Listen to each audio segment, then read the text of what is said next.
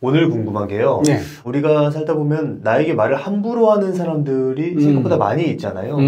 그런 사람들을 어떻게 좀 대하면 될까요? 말을 함부로 하는 사람들이 누가 봐도 기분 나쁘게 하는 사람이 있고 또 내가 건드려지는 사람도 있을 것 같아요. 내가 건드려지는. 네, 그러니까 내 안에 과거 경험이 건드려지는 거죠. 왜 이런 사람 있잖아요.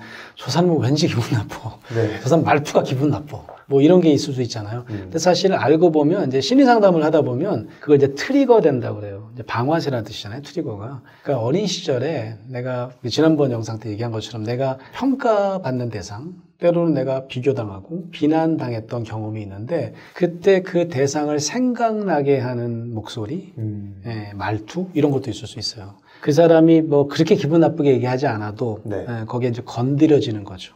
실제로 제가 이제 부모님들 대상으로 하는 코칭해 드리는 그런 방송이 있는데 부모님들이요 자녀들 말 한마디에 빠락하게 화가 나요. 이렇게 화가 날 일이 아닌데 그건 이제 트리거가 됐다고 이제 하는 거죠. 아이가 뭐 야단 맞을 짓을 물론 했던 내가 화가 났다고 얘기는 하지만 그때 행동이 내가 어린 시절에 혹독하게 야단 맞고 비난받았던 생각을 생각나게 할까봐 그래서 이게 트리거가 되면 어린 시절의 경험을 내가 이제는 망각했거든요. 이제는 기억하고 싶지 않거든요. 그런데 그게 생각나면 갑자기 벼락같이 화를 내서 그 생각으로부터 멀어져요. 내 이거를 내가 계속해서 묻어둘 수 있게 되는 거죠. 그래서 상대방에게 벼락치 화를 낼 수 있는 거죠. 그러니까 이제 화를 못 내는 대상한테는 우리가 그렇게 못하니까 우리가 굉장히 기분이 나빠갖고 이제 속병이 나는 거지. 예. 그래서 두 사람이 알고 보니까 이런 게 내가 건드려지면 이렇게 내가 무너지고 상대방에게 이렇게 화도 내고 이걸 내가 느끼지 않기 위해서 이런 어떤 분노도 폭발하는 거라는 걸 알게 되면 그 다음에 누구를 만나도 나를 좀 더 많이 알게 되는 거죠. 네. 이게 이제 제가 말한 과거의 경험을 잊을 필요가 없어요. 망각할 필요가 없어요. 내가 묻으려고 하고 내가 억압하려고 할 필요가 아니라 살짝 거리두기는 할 필요가 있다는 거죠. 그게 내 자신의 경험인 건 확실해요. 그렇지만 그 경험이 현재 경험을 장악하게 할 필요는 없는 거잖아요. 그렇죠. 그 모습이 현재 내 모습을 지배하도록 하지 않겠어. 라고 하는 게 되게 중요하다는 거죠. 네. 그래서 함부로 말하는 사람들이 때로는 이런 분들 있잖아요. 막 갑질하는 분들 있잖아요. 네. 그런 분들은 누가 보더라도 나를 완전히 그것으로 느끼게 만들잖아요. 내가 아무리 거리두기를 해도 이 사람이 나를 모든 사람 앞에서 막 조롱을 하고 비난을 해갖고 심지어는 손찌검도 하고 이건 뭐 범죄죠, 그죠? 근데 그런 경험을 하잖아요. 그런 다음에 주로 어떤 우리가 그 어려움을 겪냐면 실제로 내가 그것으로 떨어져요.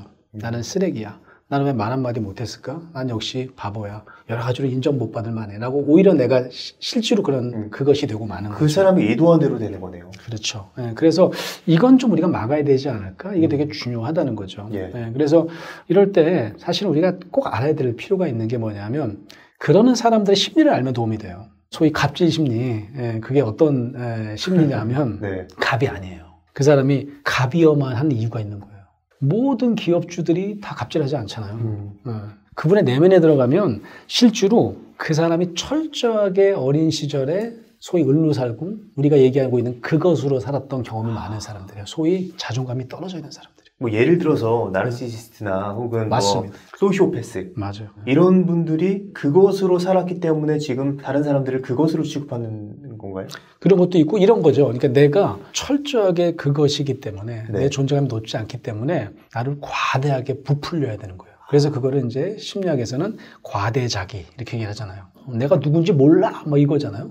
그게 뭐냐면 이 자존감이 높은 사람들은 사실 거기에 그렇게 좌우되지 않아. 그게 트리거가 안 돼. 예. 근데 내가 굉장히 자존감이 낮아요. 내가 지위는 제일 높은 사람이라고 할지라도 그러니까 내면은 사실 갑이 아닌 거죠. 그런 사람일수록 부두부를 떠면서 이게 나를 무시하고 갑질하는 거죠. 알고 보면 그 사람은 갑이 절대로 아니에요. 그걸 알면 우리가 도움이 되는 건 어떤 거냐면 저 사람이 참 속이 아주 비어있는 사람이구나. 나와 너의 경험이 별로 없었고 나와 그것의 경험으로 저 자리에 있구나 걸 아시면 저 사람이 나에게 그것으로 대접했다고 해서 내가 그것으로 전락할 필요가 없어지는 거라는 거죠. 그걸 분명히 아시면 도움이 된다는 거죠. 오히려 반대로 실제로 내면이 꽉 차 있는 사람은 나와 너의 관계로 살면서 내면의 자존감도 갑인 분들은 갑질하지 않아요. 제가 자주 쓰는 비유가 하나 있는데 미국의 존 퍼싱 장군이라는 장군이 있었대요. 네. 제1차 세계대전을 승리로 이끈 사령관이거든요. 그분의 일화가 있어요. 전쟁을 하는데 막 폭격을 했대요. 폭격을 해가지고 막 다들 이렇게 숨어서 이제 불을 켜면 안 되는 거예요. 왜냐면 불이 보이면 폭격을 받으니까. 불 꺼! 있는데 저쪽에서 성냥을 켜는 거야. 그러니까 존 퍼싱 장군 뭐 주변에 있는 많은 사람들이 이야 불 꺼 미친놈아 불 꺼 쌍욕을 막 한 거지. 그래갖고 이제 옆에 있는 1등병이 제일 큰 소리로 바로 옆에 있으니까 불 꺼 막 쌍욕을 한 거예요. 다행히 폭격 안 받았어요. 조명탄을 켰어요. 그러니까 성냥을 킨 사람을 딱 보니까 당연히 2등병인 줄 알았는데 보니까 존 퍼싱 장군인 거야. 네. 사령관한테 쌍욕한 거야 1등병이. 네. 사신하고 떨듯이 떨었습니다. 난 죽었구나. 그래가지고 이 뚜벅뚜벅 걸어오더니 존 퍼싱 장군이 그 쌍욕했던 일병에게 어깨를 치면서 내가 소위가 아닌 것을 다행으로 여기게. 그러면서 촥 가셨대요. 네? 그러니까 우리한테 갑질하는 사람들은 절대로 존 퍼싱 장군 같은 사람이 아니에요. 그러니까 우리가 그런 갑질을 당했을 때, 아, 저 사람이 저렇게 얘기하는 걸 보니까 내가 진짜 쓰레기야 라고 느끼실 필요가 전혀 없다는 걸 꼭 말씀드리고 싶은 거죠. 그래서 저 사람 환자네. 네. 그러니까 저 사람이 저러는 데는 저 사람 나름대로 그것으로 살고, 오죽하면 나한테 저렇게 소리를 지르고 갑질을 해야만 내가 이런 사람이라고 이런 것을 보여줄 수 있는 사람일까를 아시면 좀 도움이 되고요. 그것으로 전락하면서 내 자신을 괴롭힐 필요가 없이 그 사람과 달리 나는 나대로, 나도 예전에 그것으로 경험한 경험이 많으면 취약하죠. 그런 얘기를 들으면 진짜 역시 나는 안 돼 라고 할 가능성이 있으니까 거리를 두고 나 그대로 의미 있는 존재라는 것을 자꾸 이렇게 스스로 만들어갈 수 있으면 좋을 것 같아요. 그런 사람들은 또 착한 사람을 타겟으로 잡아서 맞아요. 계속 공격을 할 것 같은데 맞아요. 뭐 내가 그렇게 생각하지 않는다고 해도 어떤 액션을 취해야 될 것 같긴 하거든요. 맞아요. 그럴 때 좀 어떻게 액션을 취해야 될까요? 그러니까 예전에 드라마에서도 제가 그런 걸 많이 봤었는데 갑질하는 대상에게 어떻게 이제 얘기하는 게 좋을지 드라마에서 사실 그런 걸 한번 슬쩍 본 적이 있어요. 대사 중에 이런 게 있더라고요. 사장님 저한테 이렇게 해주셨으면 좋겠어요. 저는 꼭 이렇게 해주시기를 바랍니다. 굉장히 훌륭한 태도거든요.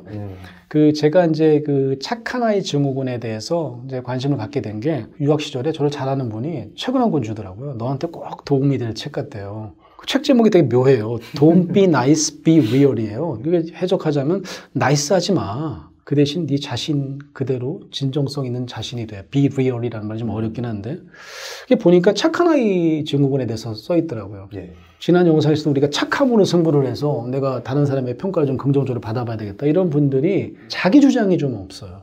그게 특징인 거죠. 자기 주장 결핍증을 앓게 돼요.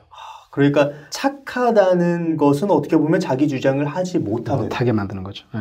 그래서 내가 하고 싶지만 얘기를 안 하고 엄마 말씀대로 할게요. 그러니까 칭찬받았어. 그래서 역시 나는 내 주장보다는 엄마 아빠 말을 그냥 듣겠다고 그냥 가만히 있는 게 장땡이구나 이런 생각을 하는 거죠. 예.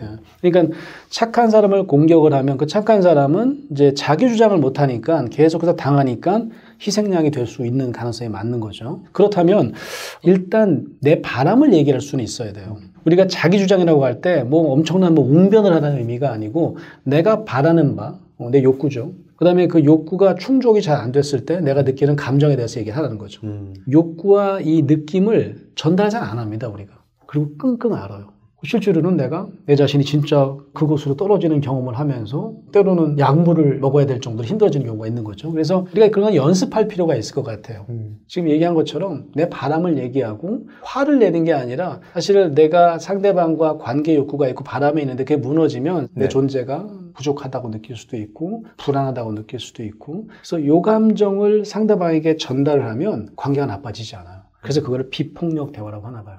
그 응팔이라고 있었잖아요. 응답하라 1988. 네. 그 드라마를 살짝 강연에 사용한 적이 있어요. 덕선이라고 하는 아이가 나오는데 예. 이게 둘째잖아요. 이 아이야말로 또 착한 분을 승부해요. 양보와 희생의 화신이야. 예. 언니가 있는데 언니는 서울대를 나왔어요. 막내는 공부는 잘 못하는데 남자야. 이 덕선이는요 전교 꼴등에서 몇 번째야. 그러니까 나는 착함으로 승부해야 되는 거예요. 그래서 1화에 보면 계속해서 착한 딸로 나옵니다. 거기 보면 처음으로 덕선이가 자기 주장을 하는 장면이 나와요. 예. 언니랑 자기랑 생일 차가 얼마 안 나는 거예요. 그래서 언니 생일 파티를 먼저 하고 이 케이크를 재활용하는 거지. 훅 끈 다음에 덕선이 네 생일도 뭐 땡겨서 하자 뭐 이런 거죠. 어느 날은 처음으로 이제 자기 주장을 합니다. 나도 내 케이크 받고 싶어. 그게 자기 주장이에요. 내가 바라는 거예요. 그렇게 분명히 부탁을 했는데도 그 다음에 생일 파티 하는데 또 다시 훅 끄고 다시 재활용하는 거예요. 그때 소리를 탁 지르면서 화를 낸 게 아니라 나도 얘기했잖아. 내 케이크 받고 싶다고. 그러면서 그동안 자기의 바람을 다 얘기해요. 근데 대사에 보면 나도 계란 후라이 좋아한단 말이야. 근데 왜 나는 콩자반만 줘? 자기가 안 먹는다고 그랬지. 왜냐면 양보하느라고. 이 아이가 이제 착함으로 승부하려고 내가 그동안 내 주장을 못한 거예요. 내가 처음으로 원하는 바에 대해서 욕구에 대해서 얘기를 합니다. 그리고 나서 이제 막 울어요. 그러니까 이제 그 욕구가 충족이 되지 않은 이제 감정은 어떤 감정이냐면 나도 사랑받고 싶은 딸이고 싶어. 근데 내가 그동안 많이 불안했단 말이야. 내가 엄마 아빠의 사랑을 잃을까봐 뭐 그런 거겠죠. 근데 그 장면이 바뀌면서 보통 같으면 이게 공부도 못하는 게 그 자리에서 야단을 치거나 이렇게 했을 거예요. 근데 그 다음에선 화면이 끝나요. 엄마 아빠가 아무 얘기도 안 해요. 그런 다음에 이제 아주 감동적인 장면이 그 성동일 그 아버지가 서프라이즈를 하죠. 그 덕선이가 올 때 몰래 집 앞에서 케이크를 사서 케이크 파티를 해줍니다. 그때 눈물을 글썽글썽 하면서 용서를 구하는 장면이 나와요. 아빠가 처음이라서 몰랐다 그러면서 용서를 구하면서 이제 서로 화해하는 장면이 나오는데 그런 어떤 태도가 필요한 거죠, 우리가.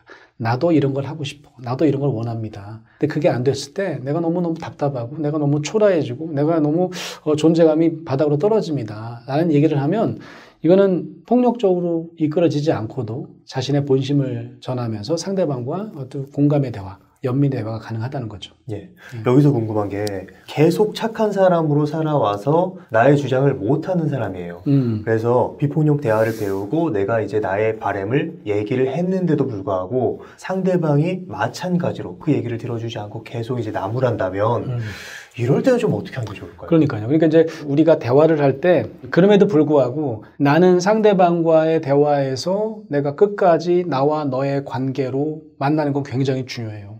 그래서 나와 너의 경험을 어떻게든 늘리는 게 굉장히 중요해요. 왜냐하면 나와 너의 관계가 아니라 지속적으로 나와 그것의 관계로 만나면 내 존재는 계속해서 그것으로 머무를 수밖에 없으니까 내가 어쨌든 남과의 대화에서 상대방이 계속해서 나를 그것으로 대우를 하더라도 나는 당당한 나로 사는 게 어떤 거예요? 나와 너의 너로 사는 게 뭐냐면 나는 이런 걸 바랍니다. 그래서 그게 이루어지지 않았을 때는 내 자신이 이렇게 느낍니다. 이거는 나에 대한 당당한 상대방에 대한 전달에 대한 메시지인 거죠. 여기서 중요한 포인트가 상대방이 나에게 어떻게 반응하는 것보다 내가 나의 권리를 요구하는 습관을 만드는 게 그렇죠. 예. 중요한 포인트겠네요. 예. 그리고 그 감정도 내 안에 있는 감정을 꺼내놓을 수 있어야 되는 거죠. 예. 이걸 잘 못 꺼내놓으니까 우리가 지난번 영상에서 그런 말씀 나눴잖아요.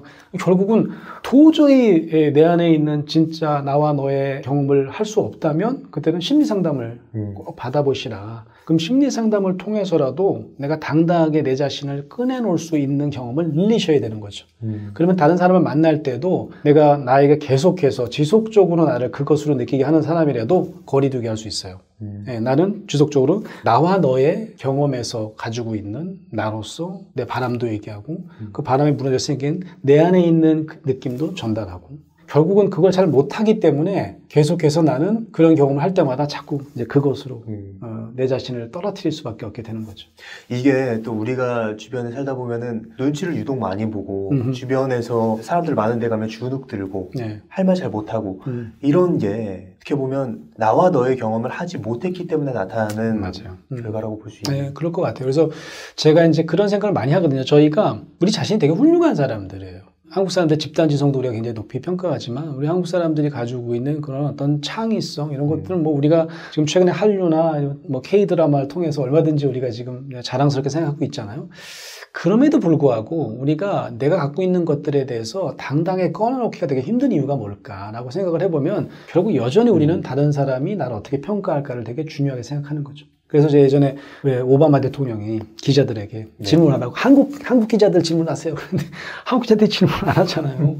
한국 기자가 스마트하지 않아서일까? 아닙니다. 내가 이 질문을 하면 이 모든 사람이 나를 어떻게 평가할까 먼저 생각하는 거예요. 심지어는 이 질문 받은 사람이 오바마 대통령이 이 질문을 대단한 질문이라고 여겨줄까? 이런 걸 먼저 생각해요. 우리가 클래스에서 교수님한테 질문 못하는 것도 되게 비슷해요. 이 질문이 훌륭한 질문이어야 될 텐데 이런 걸 너무 많이 생각하는 거죠. 근데 놀랍게도 다른 사람에 대한 그 평가를 좀 둔감하게 느끼는 문화에서는 말도 안 되는 질문을 굉장히 당당하게 합니다. 아니 내가 궁금한데 난 이걸 알기를 원해요. 자기 바람과 내가 이걸 모르니까 답답해요. 질문하는 거예요. 그게 너무너무 멋있는 거죠. 그게 쉽지는 않을 겁니다. 우리의 문화 자체가 이렇게 굉장히 다른 사람과의 관계를 중요하게 생각하니까 그럼에도 불구하고 우리가 내 자신을 조금씩 자기 주장을 꺼내놓고 때로는 그것 때문에 내가 느끼는 느낌도 안전하게 드러낼 수 있다면 그러면 서서히 우리는 나와 너의 관계에서의 당당한 나로 조금씩 나를 갖고 갈 수 있다는 거죠. 그렇다면은 우리가 나와 너의 관계를 지속적으로 만들기 위해서는 네. 강한 멘탈을 가지는 것이 필수적이라고 생각이 들거든요. 네, 네, 그 강한 멘탈을 어떻게 만들 수 있죠? 네. 요즘에 그런 얘기를 많이 쓰시더라고요. 뭐 마음의 근육을 어떻게 만드냐. 뭐 강연 제목도 마음의 근육 키우기 이런 걸로 강연해달라고 그러신 분도 있고 하더라고요. 근육에 대해서 제가 최근에 이제 고민을 한번 해봤어요. 제가 이제 나이가 좀 드니까 이제 50이 넘으면 근육이 저절로 없어진대요. 네. 그래서 이제 근육 운동을 해야 된대요. 그러니까 이제 우리가 사실은 근육 운동을 해야 되는 이유가 있더라고요. 엄청난 그 몸을 만들기 위해서 근육 운동을 해야 되는 게 아니고 유연성을 위해서 해야 되는 거더라고요. 안 쓰는 근육이 없어야 된다는 거죠. 네. 나이가 들면 들수록. 그러니까 사실은 유연성이 굉장히 중요한 것 같아요. 몸만 그러냐? 저는 마음도 그런 것 같아요. 회복 탄력성, 유연성을 기르는 건데 나와 그것의 어떤 관계에서 내가 느꼈던 내 존재감을 빨리 당당한 나와 너의 관계에서의 나로 회복시키는 거. 이게 굉장히 중요하다고 하는 거죠. 몇 가지 방법이 있는 것 같아요. 이제 그 중에 하나가 뭐냐면 제가 이런 책을 쓴 적이 있어요. 나쁜 감정은 나쁘지 않다. 분노 감정 예를 들면 분노 감정이 나쁜 감정이라고 생각하잖아요. 왜냐면 폭력을 일으키고 잘못하면 감옥에 갈 수도 있잖아요. 근데 이 분노 감정이 뭔가 이야기를 해줘요.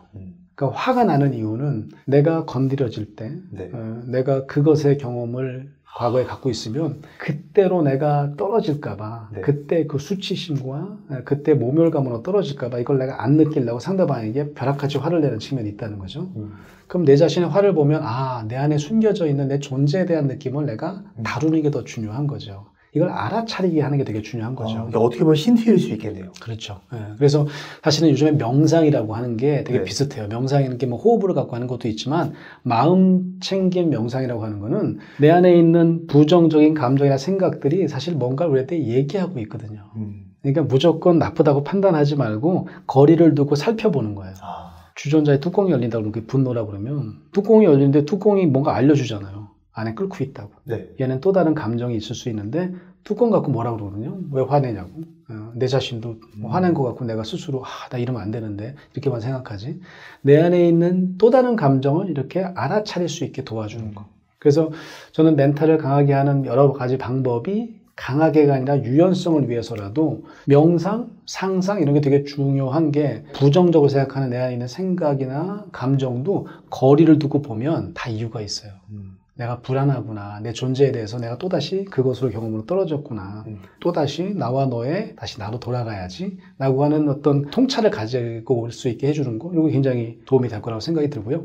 그럼에도 불구하고 이게 혼자 하는 것도 되게 힘들어. 그러면 심리상담. 지난번에 얘기한 것처럼 저는 꼭 한번 심리상담 경험을 통해서 그것으로 떨어지는 일보다는 내가 있는 모습 그대로 한 번도 꺼내놓지 않은 나의 부끄러운 감정도 꺼내놓을 수 있는 경험을 하게 되거든요. 상대방이 있는 모습 그대로 무조건적인 수용을 해줘라는 게 우리가 제일 먼저 훈련하는 방법. 그러니까 그게 아주 심리상담사들의 가장 중요한 훈련 요소 중에 하나예요. 자신의 이야기를 가슴으로 들어준 사람이 없다면 그걸 드러내줌으로써 이 사람의 나와 너의 경험을 확장시켜 주는 거니까 명상도 좋고 심리상담도 꼭 기회 되시면 경험해 보시라고 말씀드리고 싶어요. 네, 오늘 권수영 교수님을 모시고 우리를 함부로 대하는 사람에게 우리가 어떻게 대해야 하는지 그리고 우리의 멘탈을 어떻게 더 강하게 만들 수 있는지 그 방법에 대해서 들었습니다. 그럼 오늘의 심리학은 여기까지 하도록 하겠습니다. 좋은 말씀 해주셔서 감사합니다. 네, 고맙습니다. 감사합니다.